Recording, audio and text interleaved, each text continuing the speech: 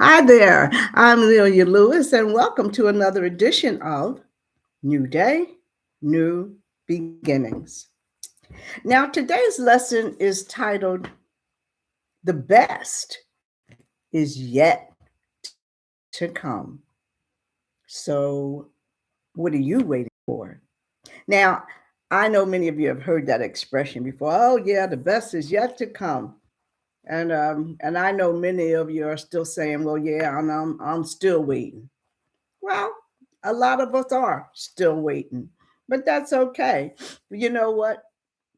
Sometimes think about this. Did it ever occur to you that you might be blocking your own blessing by what you think and what you feel? I have. Oh, I have. And sometimes, I mean, we're just focused on your feelings. It's I don't feel like this, and I'm not feeling it today, and then you're gonna try to get other people around you to feel what you feel, and you know want what you want, need what you need, and that you're not making any progress in your own life. Why? Because we're worried about managing and handling our feelings and our emotions. And we talk about that all the time. And we keep doing it over and over again. We talk about it. How many times do I talk about feelings, emotions? It always gets the best of you at a bad time. Now, no matter how blessed you are today or successful, it doesn't matter. I mean, you may be having a great time in your life right now. But make no mistake, there are going to be moments when you go through all kinds of trials and tests and tribulations and no matter what we do. But you know what they say? They say with every blessing there is a battle. And you know what? That's true. And this is where we really get into trouble because it also says the greater the blessing, the greater the battle. So now what?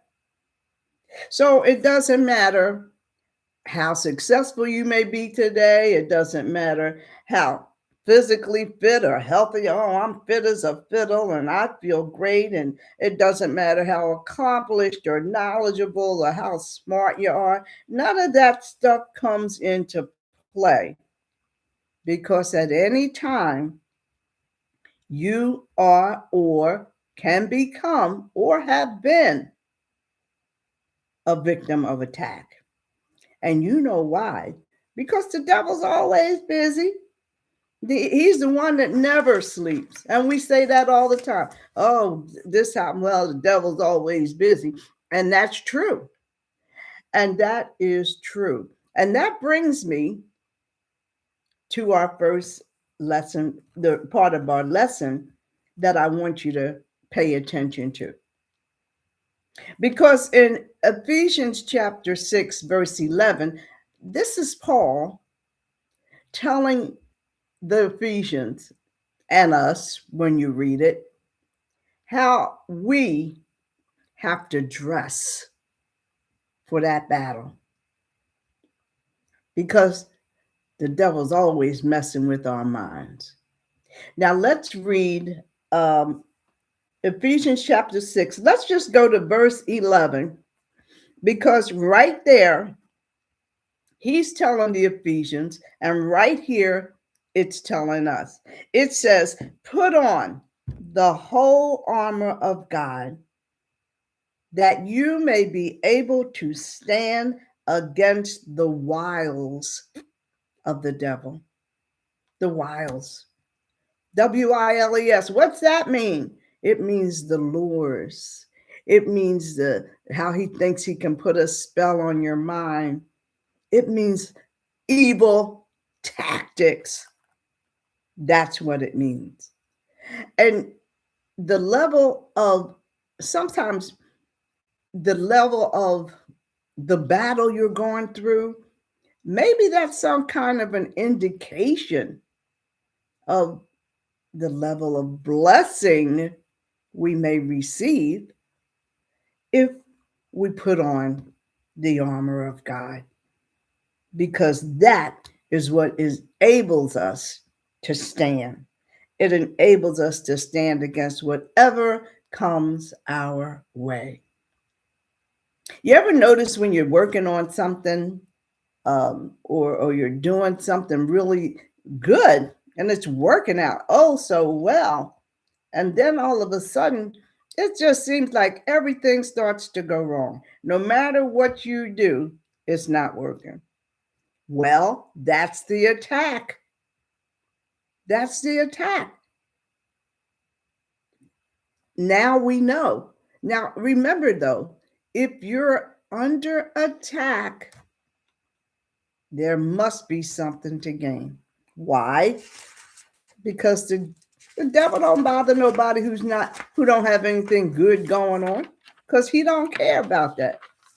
He only wants the ones that are progressing. Now let's look at verse 11, same chapter. So here's where it says, put on the whole armor of God that you may be able to stand.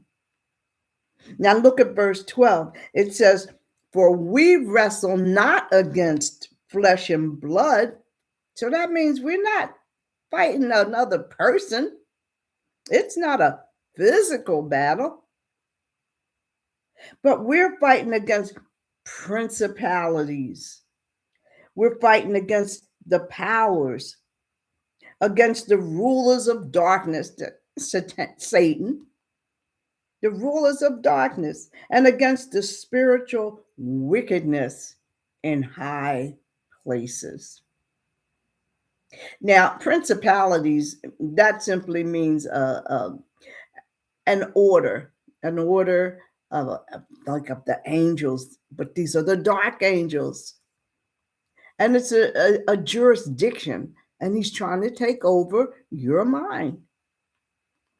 And it says wickedness, the wickedness in high places. And wickedness, we already know what that means. That means the evilness, the moral bad things that people do. Anything that's causing harm and distress to others. And we have that going on right now. We know that. We're well aware of that. That's going on right now. Now, once you learn to do these things, it says, verse 13 says, wherefore take unto you the whole armor of God, that you may be able to withstand in the evil day, and having done all, still be standing. So that's telling us you've got to be prepared mentally. Devil's not looking for what you got here. He don't care about that. He wants to know what you're thinking. He wants to know what you're doing.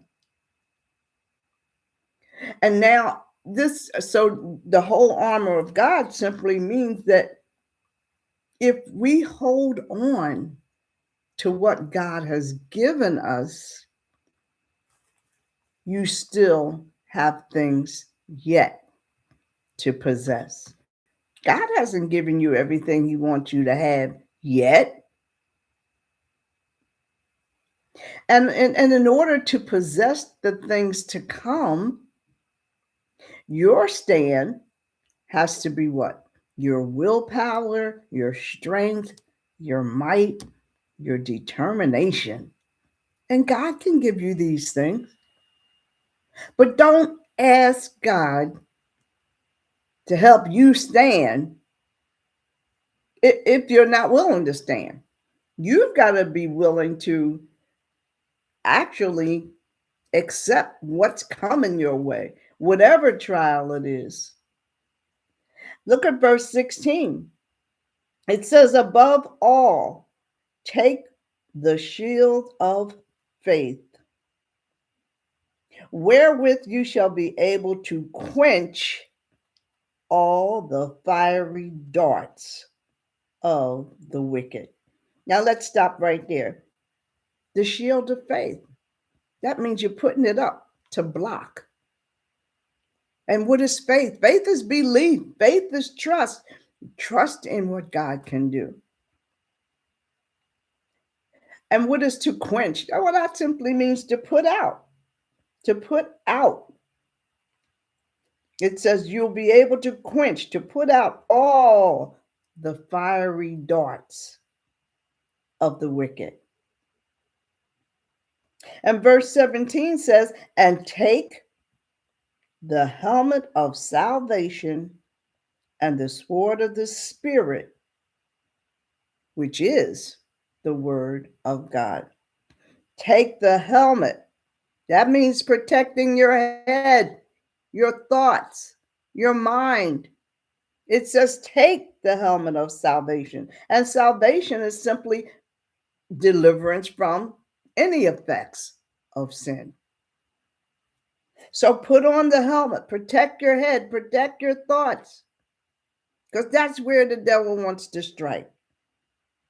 And the sword of the Spirit.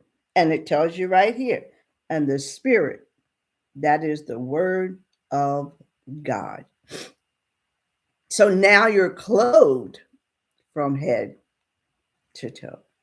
You've got the full armor. And the most important thing, that's why it says, above all, the shield of faith and the helmet of salvation. Now, how important is it for us to protect our head? We have to. Everything we imagine, our imagination, our thoughts, our knowledge, and we're always asking, oh, give me the knowledge, give me the wisdom. Well, once you get it or learning to get it, that puts it into your thoughts and your imagination, and especially our knowledge of God. You got to get to know him. I mean, so many times we're stressed out by our figments of our imagination. We get totally distracted by that. Even when we sleep. Even when we sleep, we find ourselves sometimes tossing and turning, and you still fighting the thought you had today. That's when people have those crazy dreams and waking themselves up and scaring themselves. And sometimes it's happened. It's happened to me. You wake up and you're as tired, if not more so, than you were when you went to bed. That's happened to me because you got stuff on your mind that you don't really need to be having on your mind. And you have that on your mind because what?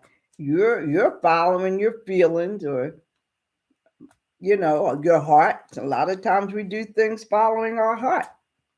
Even if we know it's not right or we know it might be detrimental, we'll follow our heart. We won't think it through using our head. And that's why it's so important to pray for the wisdom part. You got to pray for the wisdom to know, the discernment to be able to tell a yes from a no. And then that's when you pray for the strength to follow it through. But you got to get it up here first. And you know what? Many are so, I'm a victim of this. A lot of time you're governed by your emotions. And I know that. And many of our issues and the battles that we have are of the mind. They're of the mind, not the heart. But what you're feeling has nothing to do with what you're really experiencing. Because real decisions that move you along, that keep you on the right path, they're not coming out of your emotions or how you're feeling. They're coming out of your head because you're thinking about it and you're rationalizing. And how many times have you heard people to say, or even say it yourself? I've done it. Oh well, I'm not really feeling this today, or I'm not in the mood for this, and I can't handle this right now. I can't this, I can't that. I, and I've done it, and I'm sure you have too. But and a lot of times we say it, especially a lot when you have kids. It's like, look, I had enough of this, or I can't handle you today. Do this, do that, you know. But and even in relationships, we'll get in a heated discussion and okay, well, you know what? I can't do this right now. And by doing this, you might be like really canceling out some type of an opportunity that maybe God is trying to give you.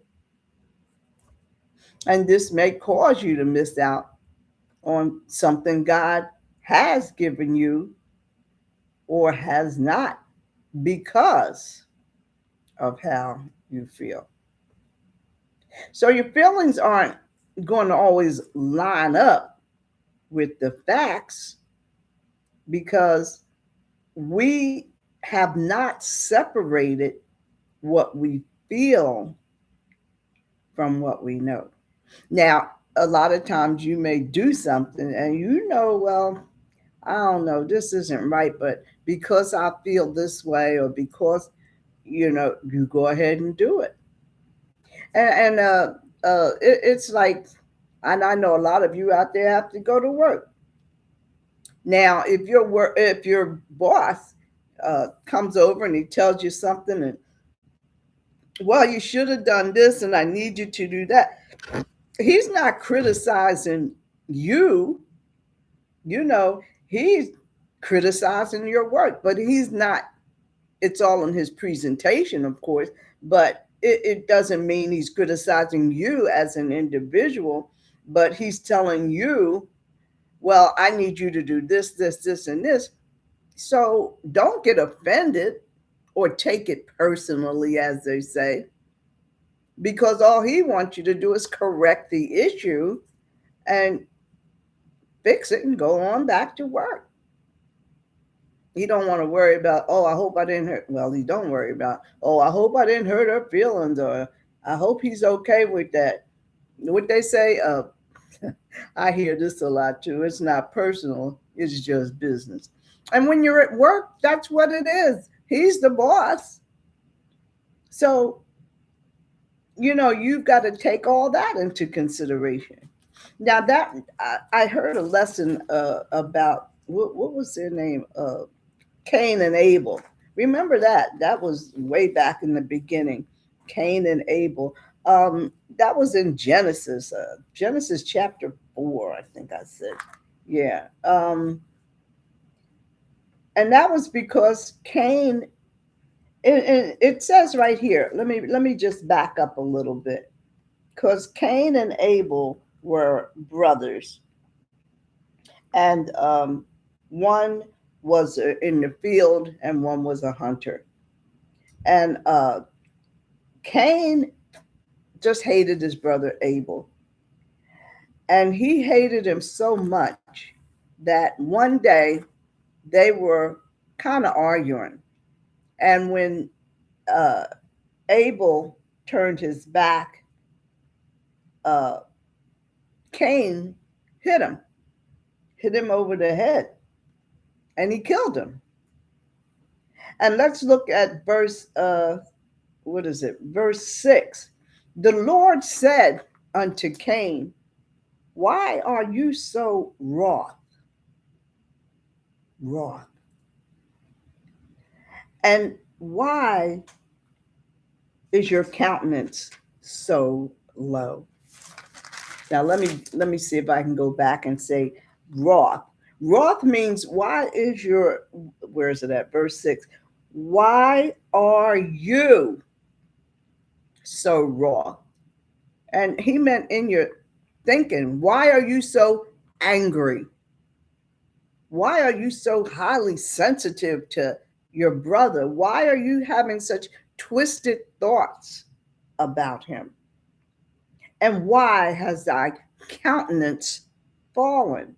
Well, countenance means your your tolerance level, your calm expression. It's all gone. Now everything is anger and hatred.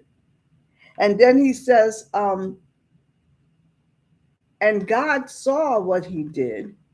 Now let's go to verse 9, because while later on, after Cain had killed Abel, well, of course, God already knew, but he came to Cain and he said, where's thy brother Abel? And Cain answered the Lord and said, I know not. Am I my brother's keeper? And God said, what hast thou done? The voice of thy brother's blood crieth unto me from the ground.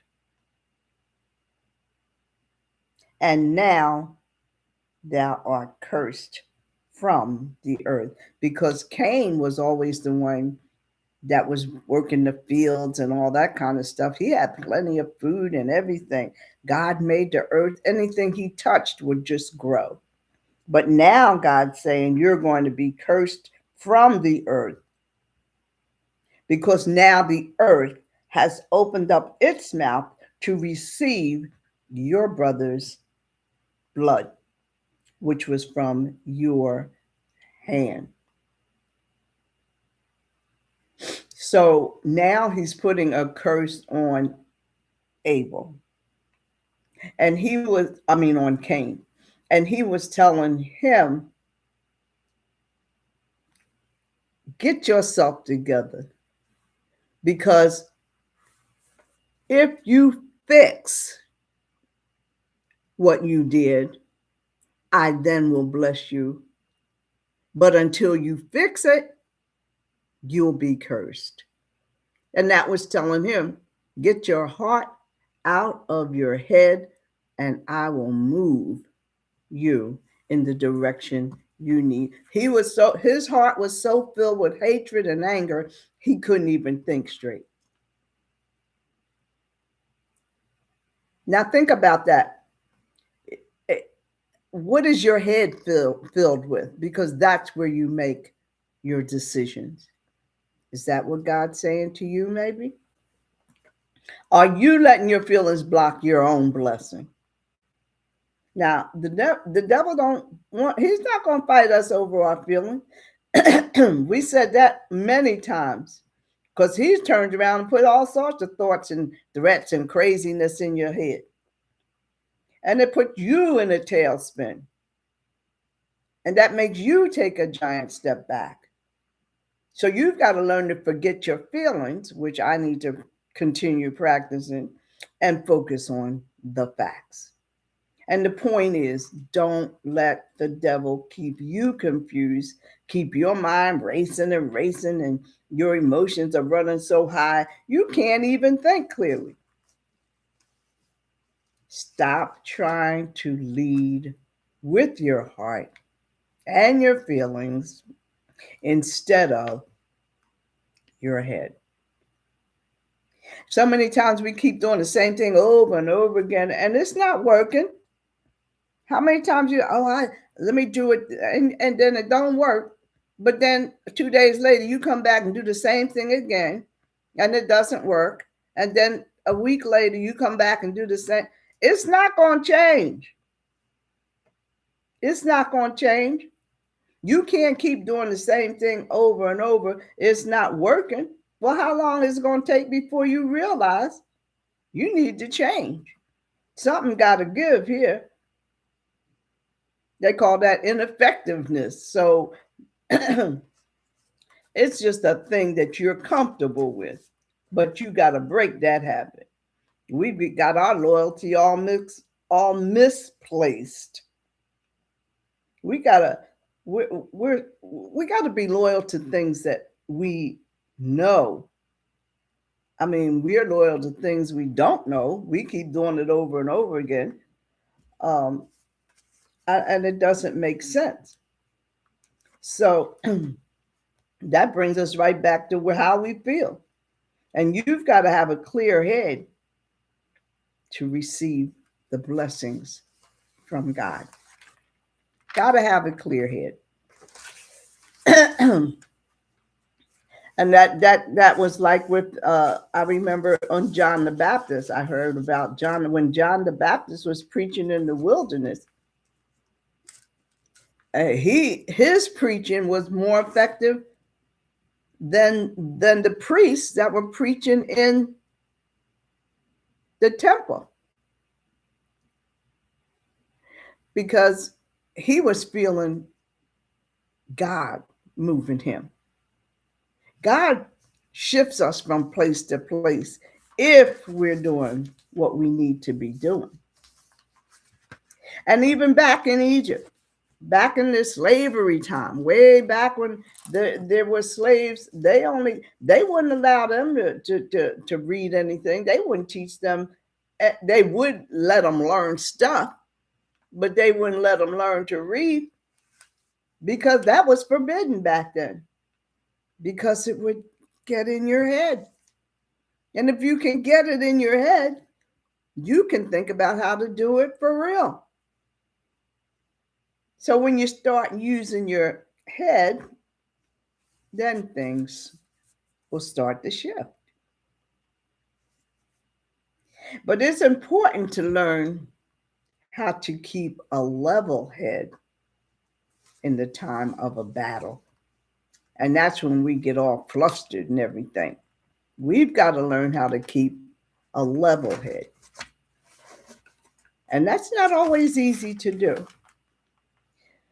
But you've got to know that you can stand in the middle of a desert, in an empty area, in an empty lot. Not only can you stand, but you can overcome. And you can be successful in spite of your struggles. And it doesn't matter what your struggle is, and we say it all the time. It's how you perceive it, and then it's how you go forward and handle it. And that's always important in our decision making. And that's the bottom line, our decision making. And maybe God's trying to pull you somewhere, but because of your non-thinking or narrow thinking, you're not getting the message. So you've got to learn to focus on not the battle, but what you need to do to keep you focused on your issue. And it's all about the mind. It's all about the mind. So